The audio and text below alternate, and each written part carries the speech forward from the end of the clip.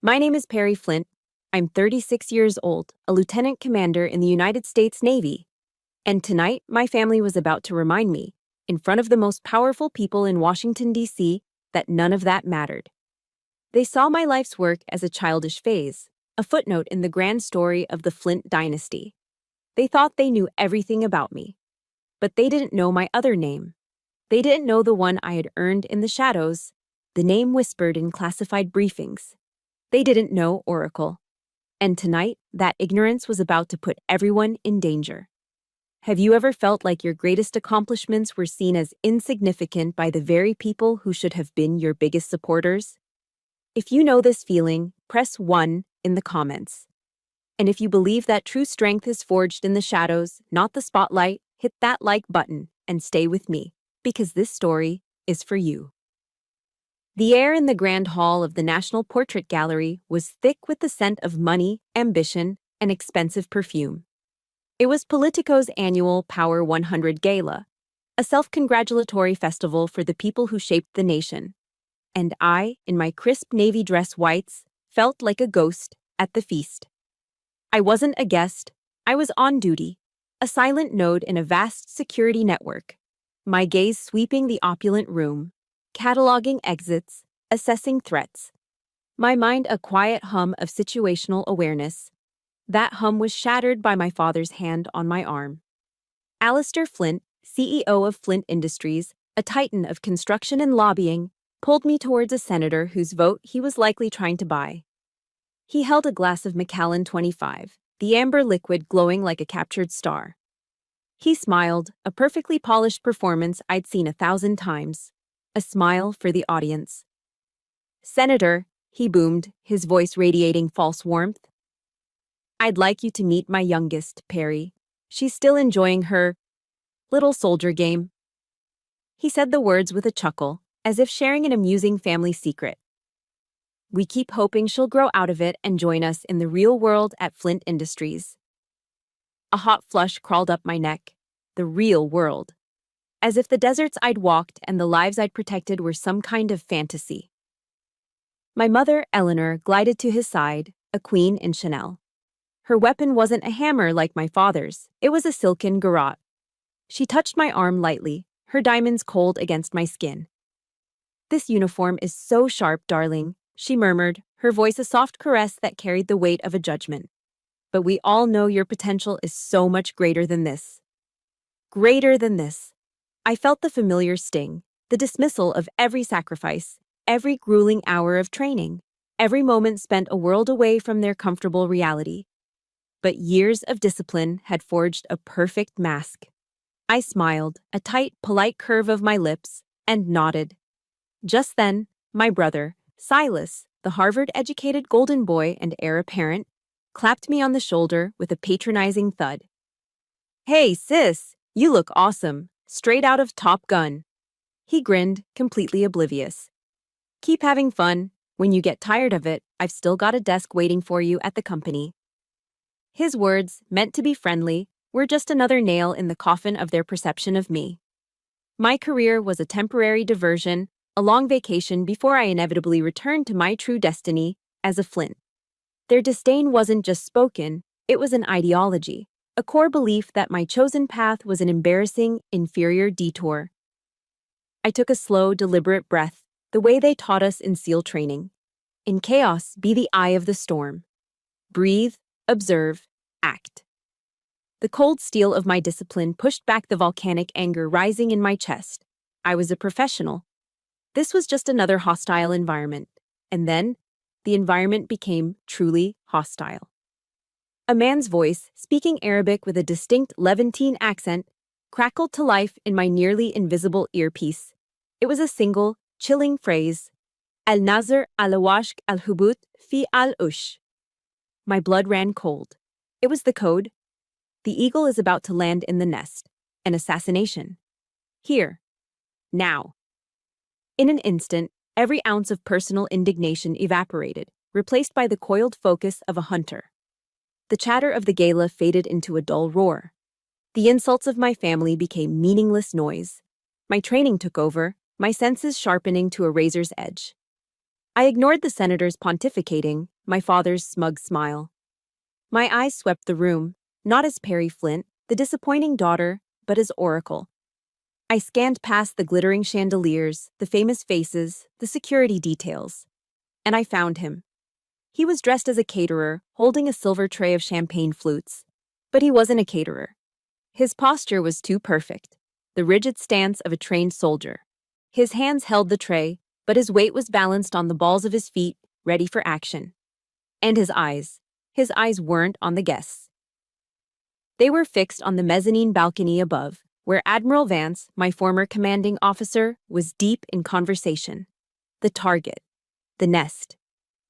I didn't hesitate. There was no time for permission, no room for doubt. I moved.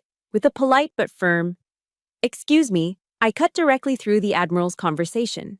I got close, my voice low, urgent, and stripped of all emotion. "Admiral, threat, you're 3 o'clock. Codename, Oracle. Move with me, now." Admiral Vance, a man who knew the weight of that name from a bloody campaign in the Middle East, didn't ask a single question. His eyes widened fractionally, but his body was already turning, following my lead without a word. We took 2 quick steps, turning into the narrow opening of a service corridor just as a dry, clipped thump echoed through the hall. It was the sound of a silenced firearm, almost lost in the din. It was followed by the sharp crack of shattering glass. I shoved the Admiral fully into the corridor as a chunk of marble exploded from the column right where his head had been a second ago. The bullet had found its mark, but the target was gone. I risked a glance back through the crack in the door. The scene in the grand hall was beginning to dissolve into chaos. But my focus was on my family. They stood frozen, their faces masks of naked, primal terror. The arrogance, the condescension, the casual cruelty, all of it had vanished, replaced by a raw, unfiltered horror I had never seen in them before. My father's hand was empty. His glass, the symbol of his power and status, lay in 1,000 glittering shards on the polished floor. The chaos of the gala eventually subsided into the controlled hum of a federal investigation.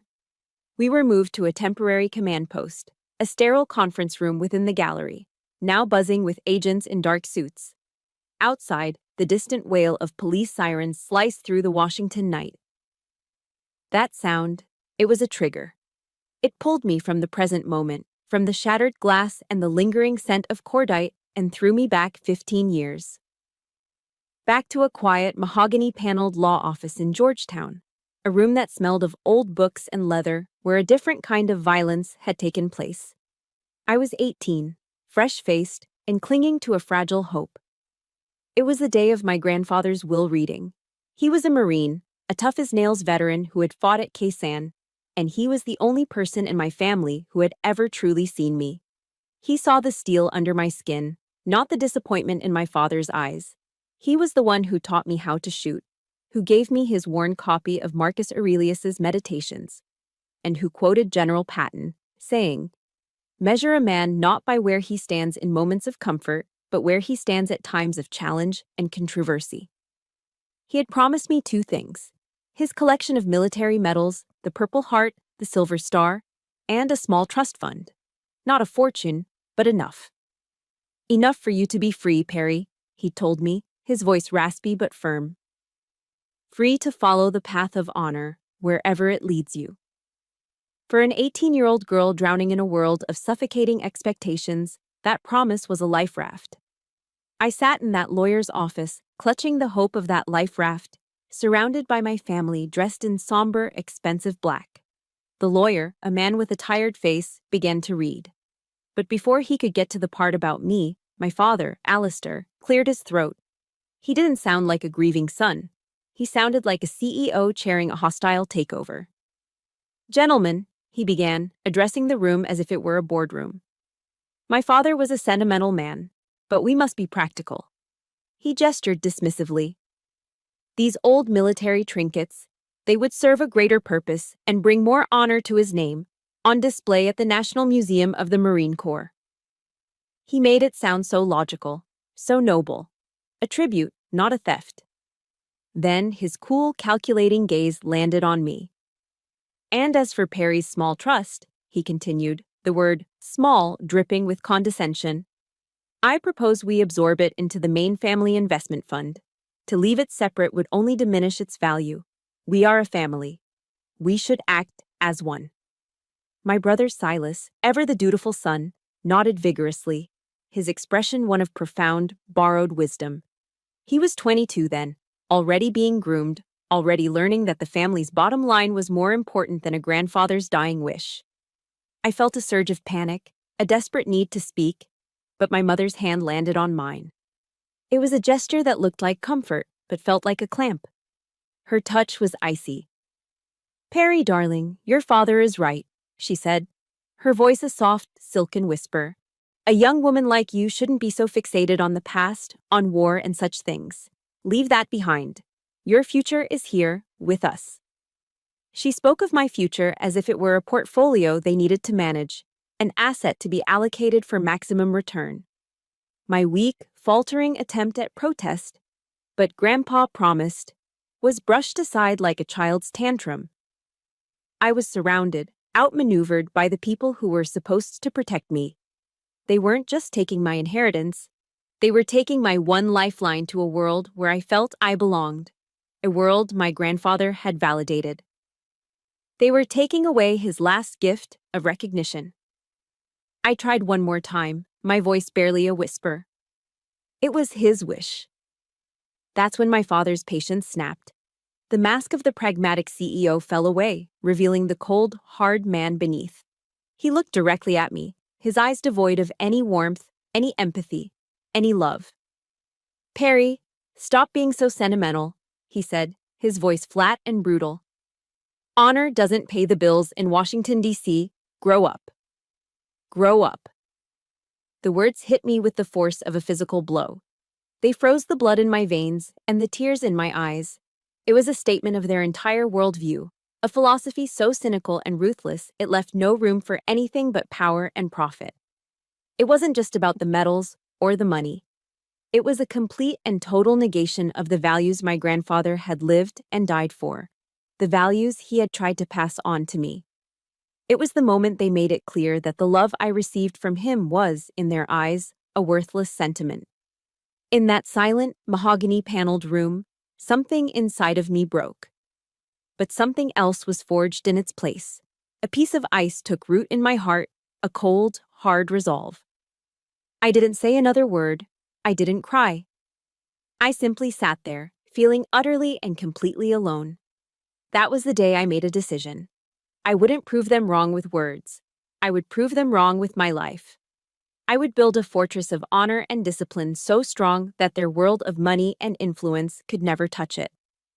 I would become so good at my little soldier game that one day my value would be something they couldn't buy, couldn't manipulate, and couldn't ignore. The wail of the siren outside the conference room faded.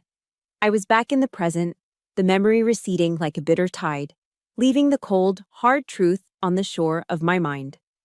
The battle hadn't started tonight. It had started 15 years ago, in that office. Tonight was just the first time the shots were real. My father's cold dismissal from 15 years ago echoed in the sterile D.C. conference room, a bitter reminder of the world I had chosen to leave behind. To them, my path was a foolish game. But that game had taken me to places they couldn't even imagine. My mind drifted from the polished floors of the gala, back 5 years, to a world of sand and grit. To a Thanksgiving day in Al-Anbar province, Iraq. The wind howled outside our canvas tent, a relentless, gritty scream that never seemed to stop. Inside, the air was a thick cocktail of dust, sweat, and gun oil. There were 4 of us, sitting on upturned ammo crates around a makeshift table. This was our Thanksgiving feast. We each had a foil packet from an MRE, a meal, ready to eat. I peeled mine open to reveal gray, leathery slices of processed turkey and a congealed lump of instant mashed potatoes. That was it. No pumpkin pie, no cranberry sauce, no boisterous laughter echoing through a warm, comfortable home. There was only the heavy silence of the desert, punctuated by the rhythmic crackle and hiss of the communications radio. I looked at the faces of my 3 comrades, Martinez, Chen, and Williams. Their faces were smeared with grime and exhaustion, but their eyes held a quiet understanding.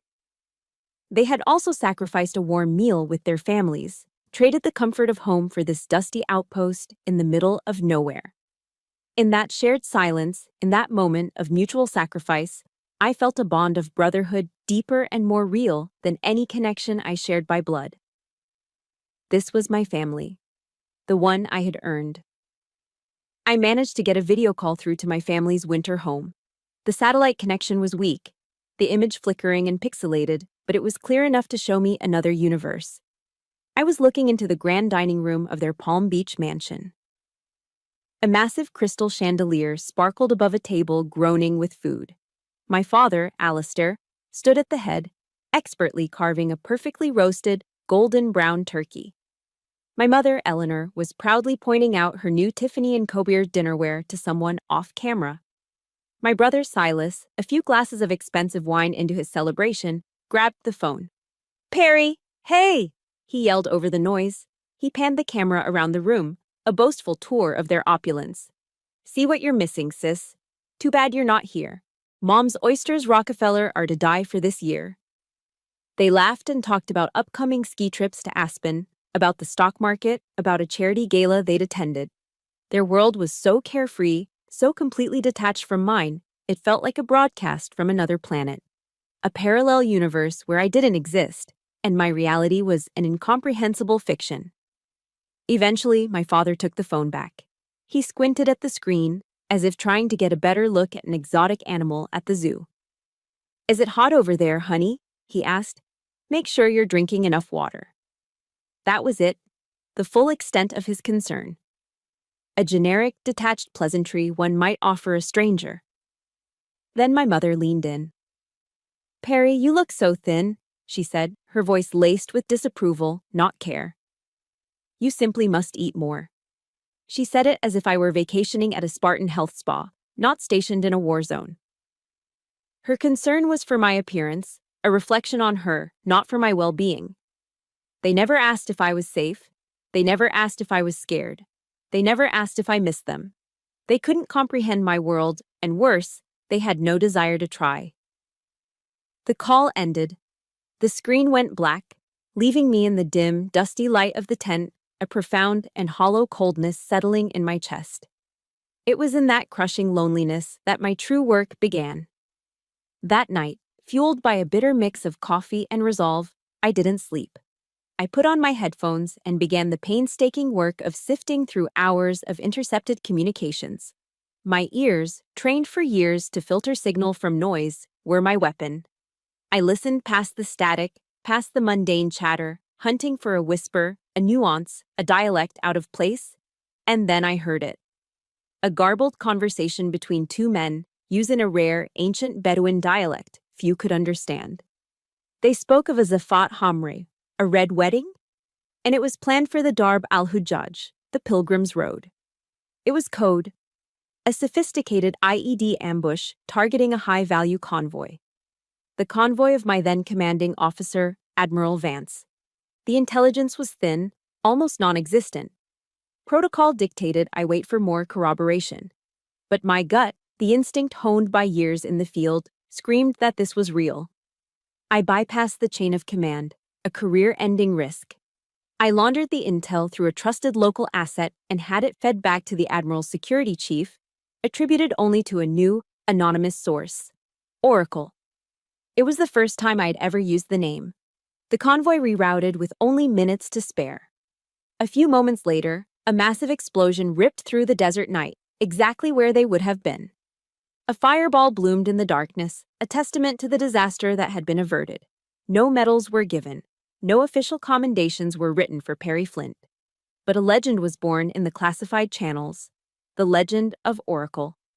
Admiral Vance knew he owed his life to that ghost, that whisper in the static, and it was a debt he would one day be asked to repay. As I stood outside the tent, looking out at the endless, star-dusted expanse of the Iraqi desert, I knew I had done the right thing. I had saved lives. And I realized, with a sad but liberating certainty, that the validation I craved would never come from a crystal-draped dining room in Palm Beach. My worth wasn't something they could measure. It had to be measured by me, alone, here in the sand. As my grandfather's book said, the obstacle in the path becomes the path. This loneliness, this feeling of being unseen. It wasn't a weakness. It was the forge, and it was making me strong. For 2 days after the gala incident, my world had shrunk to the size of a windowless, temporary office. I was buried in data streams, hunting for the ghost organization my family had brushed against, a name that kept whispering from the digital ether, Origin. The emotional solitude was familiar, a state I'd learned to operate in, but it was a heavy cloak. Then my phone buzzed. It was an unknown number, but one I recognized from its encryption signature. It was Admiral Vance's private line. I answered, my voice professionally flat. Flint. Lieutenant Commander Flint. His voice came through the line, not with the clipped authority of an admiral, but with a deep, calm warmth that took me by surprise. I know you're under a lot of pressure right now. There was a pause. My wife, Mary, is making her famous gumbo tonight. I want you at my house at 1900 hours. I was stunned into silence. He seemed to sense my hesitation. Consider it an order, Perry, he added, his tone softening even more. But not from an admiral, from a friend. An order that wasn't about duty, but about care. In my world, that was unheard of. It was a lifeline thrown into the dark, churning waters of my isolation. For the first time since the attack, I felt a flicker of light. A possibility of something other than the cold weight of my past and the threatening pressure of my present. The Vances lived in Old Town Alexandria, a historic, quiet neighborhood across the river from D.C. that felt a world away from the capital's marble and concrete power structures. Their house wasn't a sprawling mansion like the ones I grew up in. It was a beautiful, 3-story brick townhouse, steeped in history, with black shutters and a welcoming red door. The moment I stepped inside, the sterile tension of the past 48 hours began to melt away. The house smelled of old books, lemon polish, and the rich, spicy aroma of slow-cooked food. Floor-to-ceiling bookshelves lined every available wall, crammed with books on history, philosophy, and naval strategy. This wasn't a house for show. It was a house for living and thinking.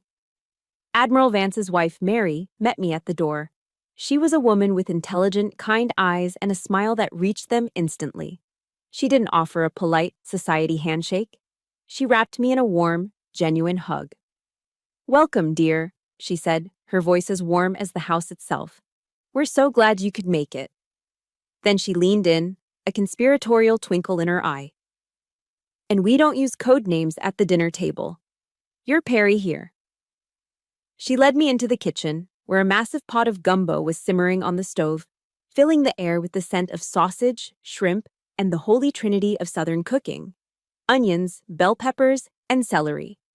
The scene was so profoundly normal, so deeply comforting, it felt almost surreal. There was no judgment in the air, no silent calculation of my worth.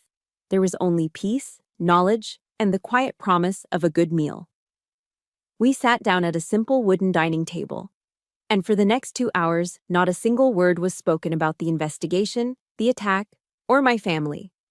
It was an unspoken, compassionate agreement to give me a sanctuary.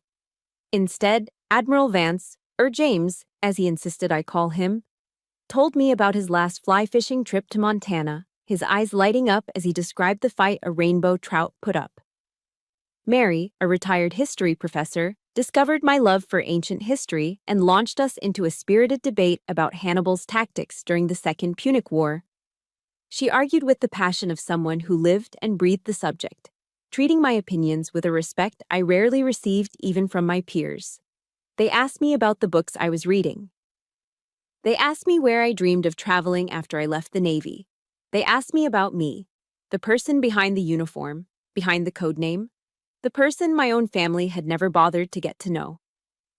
And I found myself talking, truly talking, for the first time in years. I heard myself laugh, a real, unforced sound that felt foreign and wonderful. In that cozy dining room, over bowls of rich, dark gumbo, I felt something I hadn't realized I was starving for. I felt seen. When it was time to leave, the Admiral walked me to the door. We stood for a moment under the soft glow of the porch light. "Perry," he said, his voice now serious, carrying the quiet authority I knew so well. He looked me straight in the eye. "What you do in the shadows, it has shaped history in ways the newspapers will never write about. Don't you ever let anyone tell you otherwise." My throat tightened, a knot of emotion I couldn't swallow. It was the validation I had spent a lifetime chasing, delivered so simply, so directly. He wasn't finished. "And remember this," he said, placing a hand gently on my shoulder. "This door is always open. This family is always here. This family." The words were a balm on wounds I didn't even know were still bleeding. It was more than an offer of shelter. It was an offer of belonging. It was the antidote to a lifetime of poison. I walked out into the cool DC night. The city was the same, the darkness was the same, the threat I was facing was still very real. But I was different. I was no longer an island. I was no longer alone. And that changed everything. The warmth from my dinner with the Vances lingered for a few hours, a fragile shield against the cold reality of my work. It was a borrowed piece, and like all borrowed things, it had to be returned. By morning, the comforting memory was gone, replaced by the harsh, clinical blue light of a computer screen. I was back in the windowless room that served as my command post, a mole burrowing through mountains of data. The world had shrunk again to this single, obsessive point of focus: hunting. With the quiet, unofficial support of a small, trusted team loyal to Admiral Vance, I was digging into the labyrinth of shell corporations and financial cutouts surrounding the attack. And one name kept surfacing like a body in a swamp, a ghost in the machine: Origin. On the surface, Origin presented itself as a bland, utterly forgettable logistics consulting firm. Its public face was a study in corporate camouflage. But the deeper I dug, peeling back the layers of digital misdirection, the more it looked like a venomous octopus. Its tentacles were a complex web of phantom subsidiaries and holding companies, reaching into the sun-drenched secrecy of the Cayman Islands and the anonymous banking havens of Panama. It was an empire of shadows, built to move money and assets without a trace. Its website was a monument to minimalist evasion, a blank wall offering no information, no names, no history, only a single, unsettling logo. It was 3 stylized V's, interlocked in a sharp, aggressive geometry that resembled a bat's wings in mid-flight or perhaps a 3-pronged spear. The image was hypnotic in its stark simplicity, and it burrowed into my mind, a symbol of something sleek, predatory, and deeply, fundamentally wrong. A cold knot of dread, an instinct honed in the deserts of Iraq and the back alleys of the Middle East, began to tighten in my stomach. This was the feeling I got just before an ambush, the silent alarm that screamed when a situation was dangerously wrong. Trusting that gut feeling has kept me alive more than once. I used the ongoing security audit of the gala as official pretext and requested full access to my father's temporary office and all his materials from the conference. It was a long shot, a desperate search for a single needle in a haystack of his own making, but I had to know. His temporary office wasn't just a room. It was a statement, a luxury suite at the Willard with a sweeping panoramic view of the Washington Monument. It was a perch of power. Stacks of glossy brochures and strategic plans for Flint Industries lay on a polished mahogany desk, testaments to my father's relentless ambition. I sifted through them, my movements methodical, my mind a cold, analytical engine pushing down the rising tide of filial guilt. Then, tucked into a leather-bound portfolio, I saw it. It was a draft of a strategic partnership agreement between Flint Industries and a European partner, a company called Viridian Group. I'd never heard of them. The document itself was dense with legalese, pages of standard, boring corporate jargon. But as I flipped to the final signature page, my blood ran cold. There, in the bottom corner, faint as a watermark and almost invisible to the naked eye, was the logo. The 3 interlocking V's. Origin. My heart hammered against my ribs. The air left my lungs in a silent rush. For a full 10 seconds, The world tilted on its axis, the sounds of the city outside fading into a muffled roar. My eyes darted to the margin of the page. There, in my father's sharp, impatient handwriting, was a brief, damning note, scrawled in black ink. Confirm press credentials for their delegation. Silas to handle. Silas to handle. The paper trembled in my hand. A wave of dizziness and nausea washed over me. The sniper. The sniper had used a forged press pass to gain entry to the gala, to secure a vantage point, a clean, unobstructed shot. And this note, this single sentence scrawled by my father, it was the missing link. The key. My father, blinded by his reckless ambition or driven by something far worse, and my brother, in his eager, thoughtless obedience, had greased the wheels. They had personally provided the cover, the very credentials, for the man who tried to murder the Admiral, the man I was sworn to protect. The casual, lifelong contempt they held for my career was no longer a private family drama, a source of quiet pain and resentment. It had bled out of their gilded world and into mine, metastasizing into a clear and present danger to national security. An icy rage, cold and sharp, sliced through the initial shock. But right behind it, nipping at its heels, came a wave of pure, primal fear. If my father was involved, even as an unwitting pawn in their sophisticated game, then the enemy wasn't just some shadowy organization across the ocean.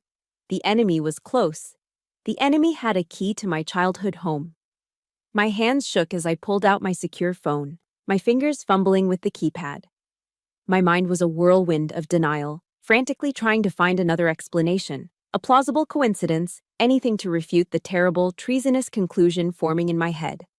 I typed Viridian Group into a deep web search engine. The search results loaded with agonizing slowness, an article from a European financial journal, a dry press release about a new acquisition, and then an image. It was a photo from a high-profile charity golf tournament at Mar-a-Lago, taken a few years ago.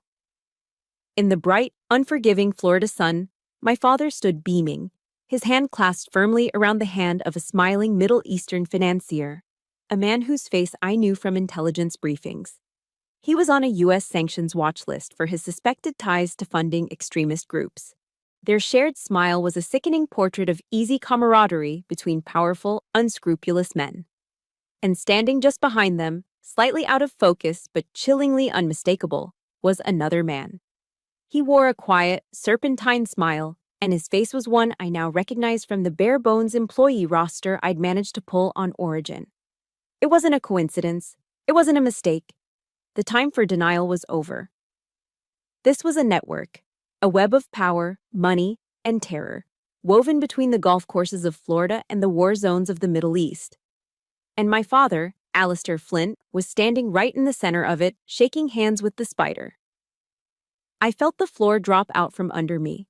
The CIA has an old, cynical saying for dealing with accusations.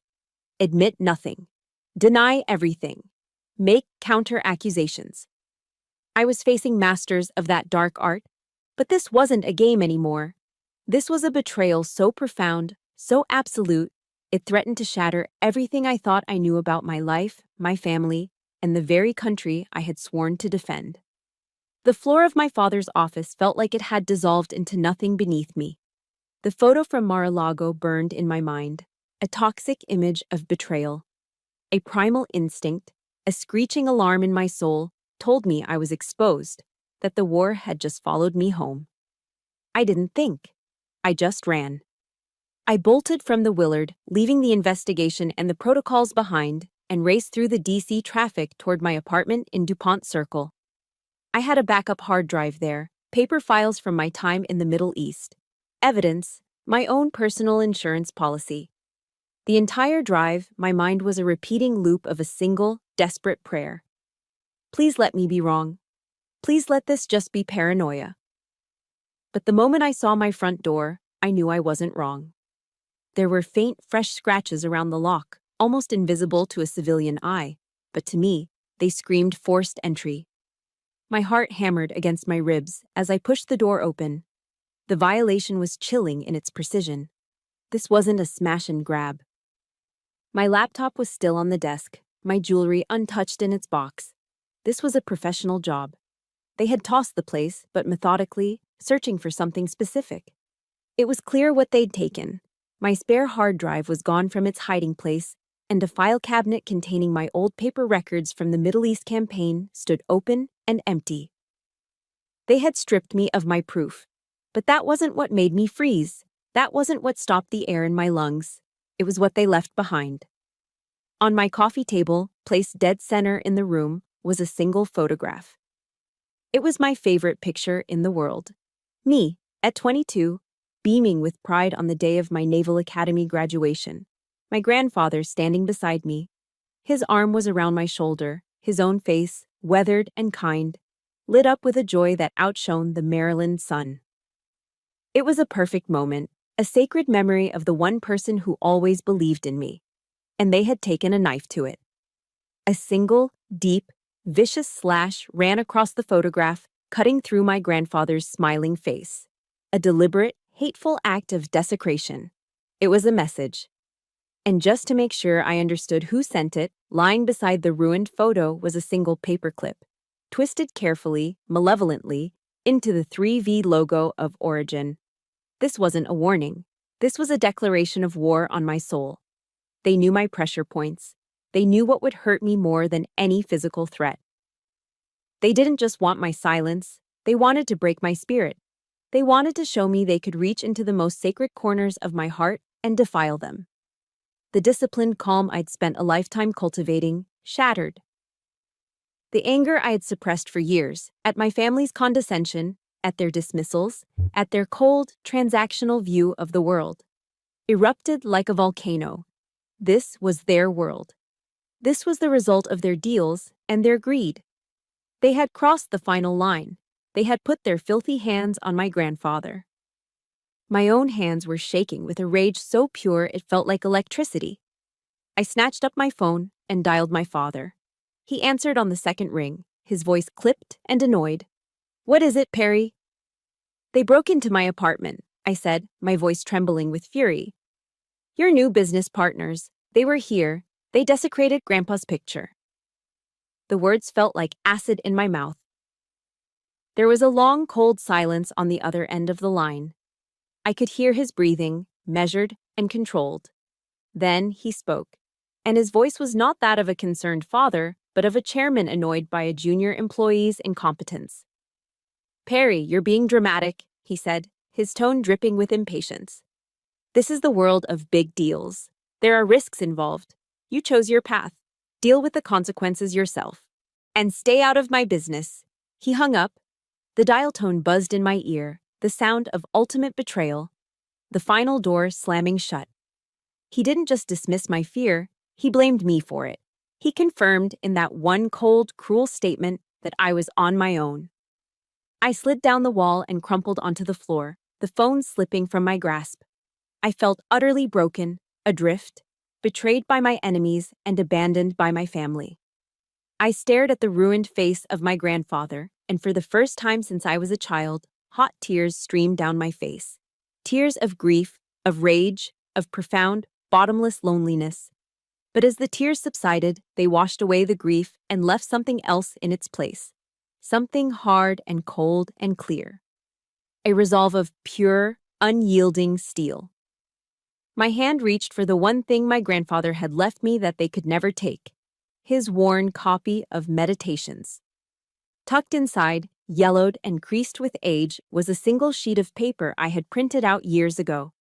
It was a passage from a speech by Theodore Roosevelt, The Man in the Arena. I pulled it out. And in the wreck of my apartment, I began to read the words aloud, my voice starting as a whisper but growing stronger, harder, with every line. It is not the critic who counts, not the man who points out how the strong man stumbles. The credit belongs to the man who is actually in the arena, whose face is marred by dust and sweat and blood. Have you ever had a moment where a final line was crossed, a moment that turned all your pain into pure, unbreakable strength? If you have, press 9 in the comments. And if you believe it's time for the person in the arena to fight back, hit that like button. I read the final lines, my voice now a low, steady vow. I stood up, wiping the tears from my face with the back of my hand. The pain was still there, but it had a new purpose. It was fuel. All right, I whispered to the empty, violated room. They want a war. They'll get one. In their arena. The grief in my apartment had crystallized into something else entirely. Cold, hard purpose. The tears were gone. The victim was gone. There was only the mission. I was no longer acting as Lieutenant Commander Perry Flint, bound by the Navy's rules of engagement. I was now Oracle, and my rules were my own. Know your enemy and know yourself, and you need not fear the result of 100 battles. Sun Tzu's ancient wisdom, studied at the academy, had never felt more relevant. It was time to know my enemy. I picked up a sleek, featureless burner phone from my go bag and opened a heavily encrypted messaging app. I scrolled to a single contact, a name I hadn't used in years. Castle. He was a ghost, a former NSA signals intelligence prodigy who had been forced into early retirement after a botched operation in Yemen. I had been the one to find the data that proved he was the scapegoat, not the cause. It was enough to save his pension and his reputation. I had never called in the favor, until now.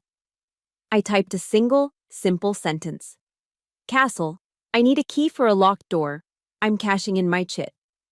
The reply came back in less than 10 seconds. The usual place, 1 hour. In my world, loyalty and old debts were a currency far more valuable than anything my father could comprehend. The usual place was a dimly lit, perpetually crowded coffee shop in Adams Morgan, a neighborhood known for its transient population and noisy nightlife, the perfect place to be anonymous. The air smelled of burnt coffee beans and damp wool. I found Castle hunched over a laptop in a dark corner booth. He looked older, grayer, the stress of a life in the shadows etched onto his face, but his eyes were still as sharp and restless as a hawk's. He didn't waste time on pleasantries. He didn't ask what I was into or why. He understood the rules. He simply slid a tiny USB drive across the scarred wooden table. This is a custom worm program, he said, his voice a low murmur that was easily lost in the cafe's chatter. Plug it into any device on their internal network. It'll sniff out any file encrypted with the specific quantum algorithm that firms like Origin favor. It won't break the encryption. That's next to impossible. But it will flag the files, clone them, and send the copies to a secure dead drop I've set up for you. You only get one shot. Once the worm is in, it'll erase itself in 60 seconds. He stood up, pulling the collar of his coat high. As he turned to leave, he paused. Oracle, he said, using the old name with a hint of warning. Be careful. These kinds of doors are often booby-trapped. I pocketed the USB drive. It felt heavy in my hand, a small piece of metal that held the key to either my victory or my destruction. My first weapon was secured. Now I needed the ammunition. With a quiet call to Admiral Vance, I was granted full, unrestricted access to all the security and surveillance footage from the night of the gala. For the next 36 hours, I barricaded myself back in my windowless command post. The world outside ceased to exist. My only companions were the hum of the servers, the glow of a dozen monitors, and the bitter taste of black coffee.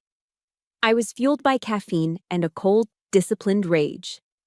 I became a ghost in their digital machine, replaying every moment from 100 different angles. I tracked the sniper's path through the service corridors. I analyzed the flicker of his eyes, the subtle shift of his weight. I cross-referenced every face in the crowd against intelligence databases. But the real breakthrough came from the audio logs. I isolated the sniper's burner phone and began the painstaking process of tracing its call history. Hours of static, dead ends, and misdials. Then, at 3:14 a.m., I found it. A single, 7-second call made an hour after the attack. A call from the sniper's untraceable phone to another number. A number that wasn't untraceable at all. It was a prepaid cell phone registered under the name of a junior administrative assistant at Flint Industries, my brother's assistant. There it was, the final damning piece of the puzzle, the direct, undeniable link.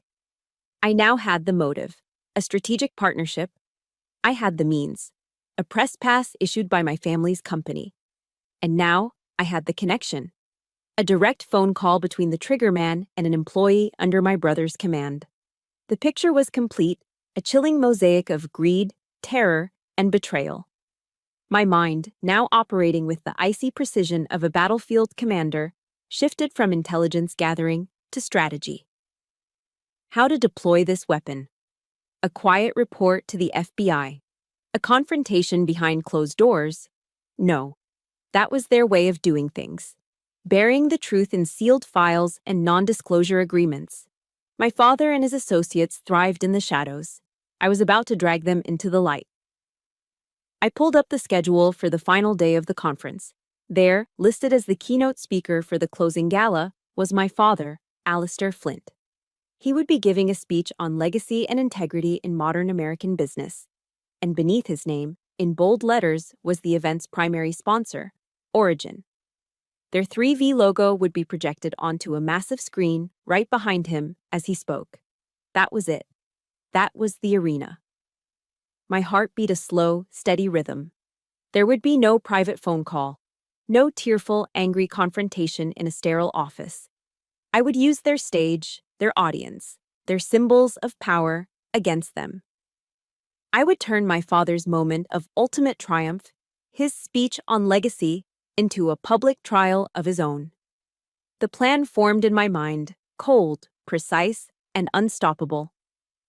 It was time to remind them what my little soldier game had taught me. It had taught me how to fight, and it had taught me how to win. The grand ballroom of the Willard Intercontinental Hotel was glittering with manufactured prestige. It was the closing gala of the conference, and the air was thick with power. Senators, CEOs, lobbyists, and journalists all mingled under the cavernous, ornate ceiling, their forced laughter echoing off the crystal chandeliers. This was my father's natural habitat. This was his arena. And tonight, I was stepping into it. From the shadows at the back of the room, I watched him take the stage, Alistair Flint in his element, radiating confidence. He stood at the podium, a portrait of success. Behind him, on a massive screen, the sleek 3V logo of Origin, the event's sponsor, glowed like a malevolent eye.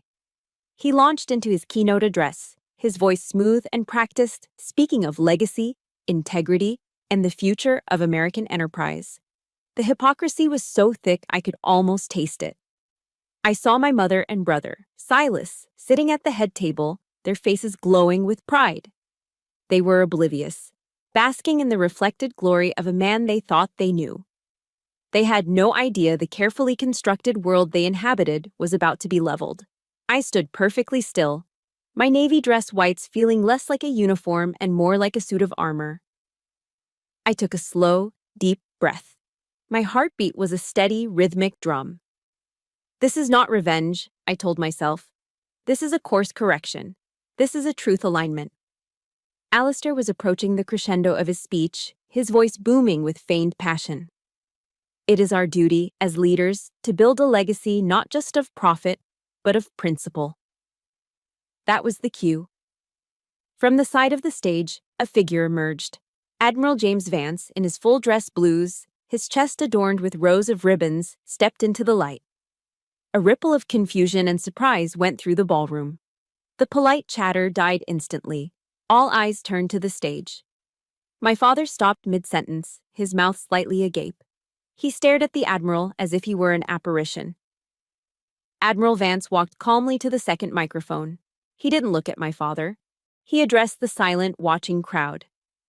"Ladies and gentlemen, my apologies for this interruption," he said, his voice a steely baritone that commanded absolute attention.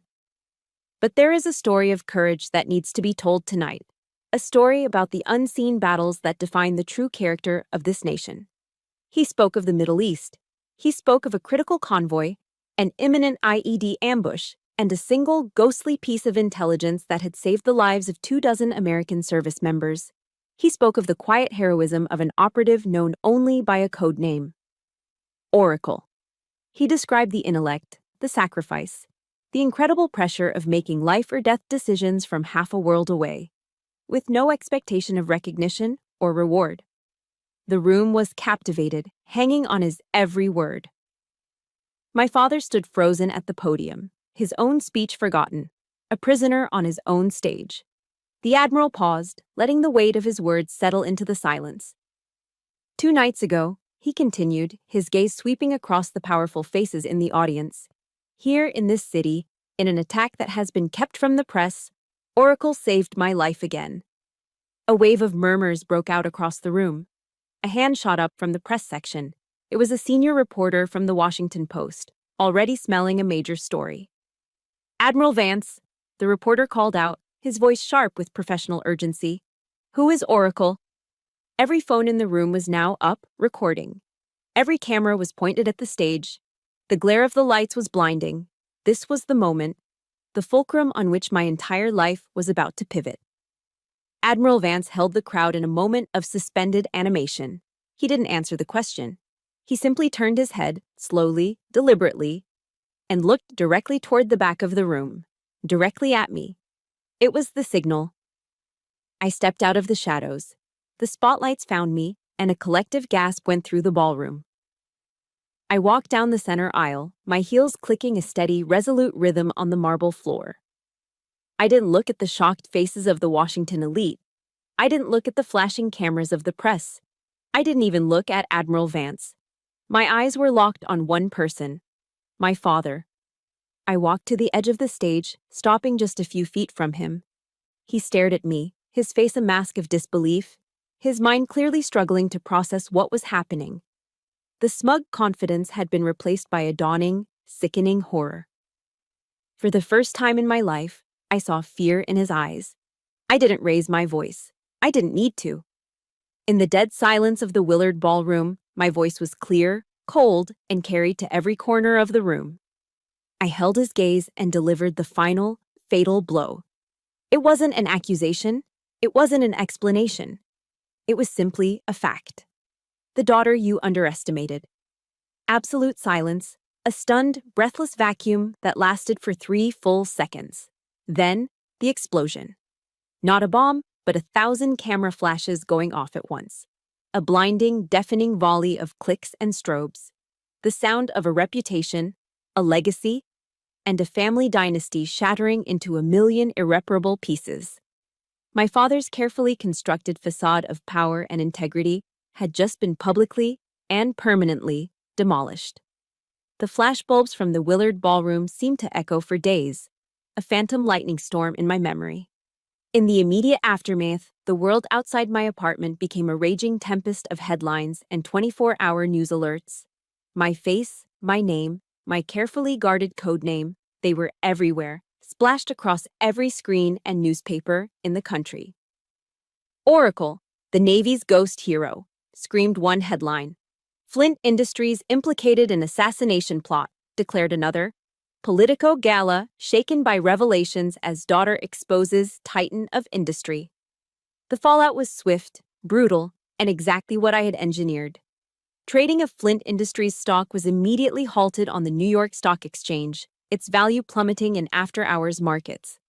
The FBI, no longer operating in the shadows at my behest, launched a full-scale, highly public investigation into both my father's company and the phantom entity known as Origin. The glittering empire my father had spent a lifetime building, a monument to his ego and ambition, was beginning to crack and crumble under the weight of the truth. I watched it all unfold from the quiet, controlled sanctuary of my apartment. I had turned off my personal cell phone, a necessary act of self-preservation against the inevitable flood of calls from reporters, stunned old acquaintances, and curious friends. I kept only a single, secure line open, my sole connection to the official world I still served. In the silence, a profound and boundless sense of relief washed over me. It felt as if a mountain I'd been forced to carry on my back my entire life, a crushing weight of expectation and disappointment, had finally been lifted and cast aside. The truth was out. I was, in a very real way, free. But as the days passed and the initial adrenaline of the confrontation faded, a different feeling crept into the silence. A hollow, echoing emptiness. It was the quiet, lingering grief for the family I'd always wished for. The family I now knew. with absolute and final certainty, I would never have. The victory was clean and strategically perfect, but it wasn't painless. Winning the war meant accepting the casualties, and the primary casualty was the fantasy of a loving family I'd clung to for far too long. A few days into my self-imposed isolation, the secure line buzzed, its sharp, electronic sound cutting through the quiet. The encrypted caller ID read, Silas. I hesitated for a moment, my thumb hovering over the screen. Then, with a steadying breath, I answered, my voice deliberately neutral. Hello, Silas. The voice on the other end was one I barely recognized. The smooth, confident, perpetually patronizing tone of my older brother had been stripped away. In its place was a man who sounded lost, scared, and years younger. His words tumbled out in a panicked, disjointed rush. Perry, Oh God, Perry, I'm sorry, he stammered, his voice cracking. I swear to God I didn't know. I had no idea what any of this was about. Dad just told me to process the credentials for a new European client. That's it. It was just paperwork, a routine request. I never would have. Are you okay? It was the first time in my adult life I'd ever heard a single, unadulterated drop of sincerity in his voice. This wasn't a performance. He was genuinely terrified, a man whose gilded cage had just been revealed to be a prison. And the bars were beginning to close in. For a fleeting second, I felt a pang of pity for him. But pity was a luxury I couldn't afford. As the psychologist Brené Brown wrote, clear is kind, unclear is unkind. It was time for absolute clarity. I'm fine, Silas, I replied, my voice calm, but with a new, unmistakable distance in it. The emotional armor was back in place. But your feelings don't change the facts. You have a choice to make, right now. You need to decide which side you're on, the side of the truth or the side of Dad's lies. I didn't wait for an answer. I didn't need one from him. The choice was his to live with, his consequence to bear. I ended the call. I had drawn the first boundary. The next call, a day later, came from Admiral Vance. His voice was grim but steady, a reassuring anchor in the storm. Your father was brought in for questioning by the Bureau this morning, he said, skipping the pleasantries. Publicly, he's stonewalling, admitting nothing, denying everything. Classic Alistair Flint. The Admiral paused, and I could hear him take a breath. But he gave them something off the record. A name. The name of Origin's primary intermediary in Europe. He didn't confess, Perry, but he chose a side. I processed his words, my analytical mind kicking in. It wasn't an apology. My father was too proud, too pathologically arrogant to ever offer one. It was a cold, calculated move of self-preservation, a bargaining chip to save himself. But it was also something more. It was the only way a man like him could concede defeat. It was his silent, grudging admission that my world, the one of intelligence and unavoidable consequences, had finally proven to be more real than his. It was his acknowledgement that I had been right. It was a victory, but it tasted like ash. The final communication from the House of Flint came a week after the gala. It was an email from my mother. It was long and rambling, a masterclass in narcissistic manipulation, expertly disguised as maternal concern. She wrote of her shock, her pain, her own sacrifices for the family name. She painted herself as the ultimate victim in this tragedy, a loyal wife blindsided by events she couldn't possibly comprehend. The email ended with a sentence designed to weaponize guilt and pull at the old strings of familial obligation. Family needs to stick together in times of crisis. You should come home. I read the words, and for the first time, her attempts to guilt me felt powerless, like a ghost rattling chains that were no longer attached to me. The old wounds didn't ache. I just felt a deep, profound pity for her, a woman so trapped in her husband's gilded world that she couldn't see the truth even when it was a national headline. I thought about what family really meant. It wasn't blind loyalty to a lie. It was showing up, telling the truth, and offering a safe harbor, like the Vances had for me. My reply was short, clear, and final. I typed, I agree. Family does need to stick together. That's why I'm having dinner with Admiral Vance and his wife tonight. I hope Dad tells the FBI the whole truth. I hit send, the click of the mouse a small decisive sound in the quiet room. The boundary was no longer a line in the sand. It was a fortress wall, built of truth and self-respect. It was clear, it was kind, and it was non-negotiable. The war for my own worth was over. The long, quiet work of defining my own peace had just begun. 2 weeks after the world turned upside down, I found myself running along the banks of the Potomac River. The sun was just beginning to rise, painting the sky in soft shades of pink and orange, its light glinting off the calm gray water. The air was cool and crisp against my skin. This had been my routine for years, a discipline forged in the punishing pre-dawn hours at the Naval Academy. But today, something was different. For the first time, my rhythmic breathing wasn't a technique to control stress or manage anger. It wasn't a tool. It was just breathing, the simple, steady cadence of life itself. My feet hit the pavement in a comfortable, easy rhythm. I wasn't running from anything anymore. I was simply running towards the new day, towards a future that was, for the first time, entirely my own. My grandfather, though not a particularly religious man, used to quote a line from the Bible, "And you will know the truth, and the truth will set you free." I used to think freedom meant the absence of struggle. I realize now that wasn't it. Freedom wasn't the absence of pain. It was the absence of the prison that pain builds around you. I had spoken the truth, and it had unshackled me. I looked out at the glittering water and felt a sense of peace so profound it was almost startling. In that moment, I forgave my family. Not because they had earned it, or even because they deserved it. I forgave them because I deserved to be free from the weight of my own anger. It was a gift I was finally giving to myself. I slowed to a stop near the Lincoln Memorial, stretching my legs, my breath coming in easy clouds in the cool morning air. And then I saw him. A solitary figure was standing by the water's edge, staring out at the river. Even from a distance, I recognized the set of his shoulders. It was my father.